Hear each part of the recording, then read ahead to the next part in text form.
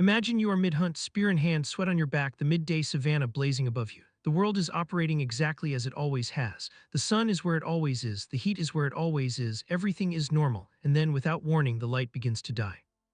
It starts slowly enough that you almost miss it, a subtle metallic quality creeping into the air, the shadows around you sharpening in a way that feels wrong, too crisp, too defined, as if the world is being drawn by a different hand. The temperature drops, not gradually the way evenings cool. Instantly, the way a door closes, you look up. The sun is still there, but something is eating it.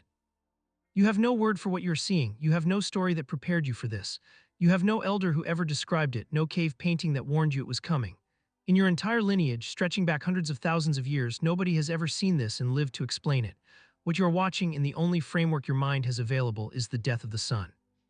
This happened across hundreds of thousands of years of human prehistory. Our ancestors encountered total solar eclipses without any warning, without any explanation, and without any guarantee that the sun was coming back.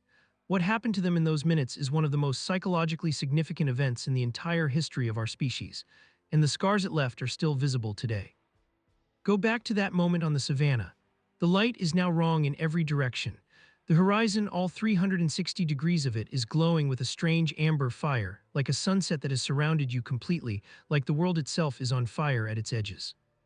The birds have stopped, every single one. The insects that should be silent at midday have started their evening chorus. The animals around you, the ones you were hunting, have stopped moving. They are standing still, heads raised, confused by a darkness that has arrived without a schedule. Your brain is doing something it has never done before. It is trying to fit what it is seeing into a category and failing. Cognitive scientist Daniel Kahneman at Princeton University spent decades studying what happens when the human mind encounters something it cannot categorize. His research shows that the brain does not respond to the unknown with curiosity first.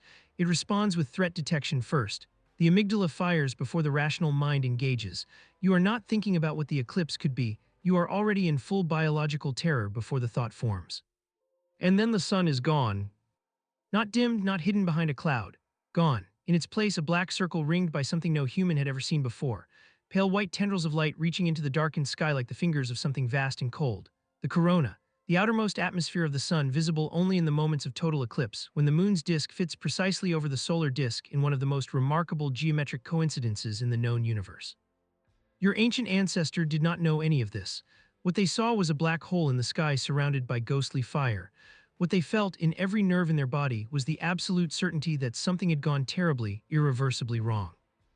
The silence at totality is described by modern eclipse chasers as the most disorienting sensation they have ever experienced. Journalist and eclipse researcher David Barron, who has chased total solar eclipses across multiple continents, writes that the moment of totality produces a physical sensation of wrongness so profound that even scientifically educated adults in the 21st century report feeling a primal panic they cannot fully suppress. If that is true for people who know exactly what is happening and exactly when it will end, try to imagine what it felt like to stand in that darkness with no knowledge, no warning, and no reason to believe the sun was ever coming back. Across every ancient culture that left records, the explanations were the same in their emotional shape even when they differed in their specific characters. Something was devouring the sun. In ancient China, it was a celestial dragon. In Norse tradition, two wolves named Skal and Hati chased the sun across the sky and occasionally caught it. In Vietnam, it was a giant frog. In Korea, fire dogs sent by a dark king to steal the light. The specific predator varied, the terror was identical, and the response was always the same. Make noise, enormous, desperate, collective noise, beat drums, bang pots, shout at the sky. The logic was the same everywhere, frighten the predator away before it swallows the sun completely. This was not superstition born of ignorance. This was the human mind doing exactly what it was designed to do. In the absence of explanation, it generates one, and then it acts. The desperate rituals performed during ancient eclipses, the drumming, the wailing, the prostration, the sacrifice, were not irrational. They were the only rational response available to a mind that had no other tools. And here is the thing that should stop you cold. They worked, every single time. The people beat their drums, they screamed at the sky, and the sun came back. The ritual was reinforced by the outcome every time it was performed. The conviction that human action could influence the heavens was not a mistake. It was the only logical conclusion available from the available evidence. And then the diamond ring appeared.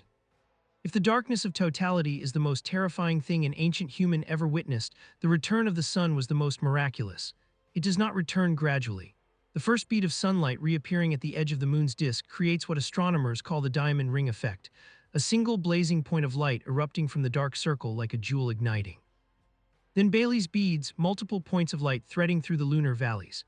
Then the corona collapsing back into invisibility as the full face of the sun returns, and the world floods with warmth and color and sound in what feels like a resurrection so sudden and so complete that even describing it secondhand raises the hair on the arms. For your ancient ancestor, this was not a relief. It was a confirmation. Something had attacked the sun had died, and then because of what the tribe did, because of the noise they made and the prayers they offered and the sacrifices they performed, the sun came back. The sun was alive, the sun could be killed, the sun could be saved, and from that moment the sun was not just the sky, it was the most important being in the universe and it needed to be tended. Historian and archaeologist Edwin Krupp at Griffith Observatory has spent decades tracing the relationship between ancient eclipse experiences and the emergence of sun worship across disconnected cultures. His research shows that the sun as supreme deity, as the ultimate source of life and death and cosmic order, appears independently in virtually every major ancient civilization that experienced total solar eclipses. The Egyptians and their sun god Ra. The Aztecs and their elaborate, desperate system of human sacrifice designed to feed the sun enough blood to keep it burning. The ancient Greeks and their sun god Helios. The Incas, who called themselves children of the sun. These were not coincidences of mythology. They were the accumulated trauma of generations of people who had watched the sun die and had concluded correctly by every measure available to them that the sun was a god that required worship to survive. But something else happened in the aftermath of these encounters that would ultimately change the entire trajectory of human civilization. The fear produced a question, and the question produced a science. If the sun could be devoured without warning, could it be predicted? Could the patterns be tracked? Could the sky be understood well enough that the terror of surprise could be replaced by the dignity of preparation? The earliest astronomical records in human history are not records of curiosity. They are records of anxiety. The Babylonian astronomers who first calculated the Saros cycle, the roughly 18-year pattern that allows solar eclipses to be predicted, were not scientists in the modern sense. They were terrified people trying to get ahead of the most frightening thing their civilization had ever experienced.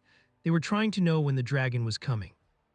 That obsession, that specific anxiety-driven need to understand the sky, is the direct ancestor of every telescope ever built, every satellite ever launched, every piece of modern astronomy that now allows us to predict eclipses to the exact second centuries in advance. The next time you see a photograph of a total solar eclipse, or better yet, if you ever stand in the path of totality yourself and feel that strange primal wrongness as the light dies and the temperature drops and the birds go silent, pay attention to what your body does before your mind catches up. Notice the fear that arrives before the knowledge. Notice the relief when the diamond ring ignites. That reaction is not yours alone. It is borrowed from every ancestor who ever stood in that darkness without knowing it would end. It is 100,000 years of accumulated terror recognizing a pattern it was never able to forget. The sun died once in the only story that mattered, and every human who watched it come back built a world around making sure it always would. Guys, if you liked the video, make sure you hit that like button and do subscribe for more related content. Thanks for watching.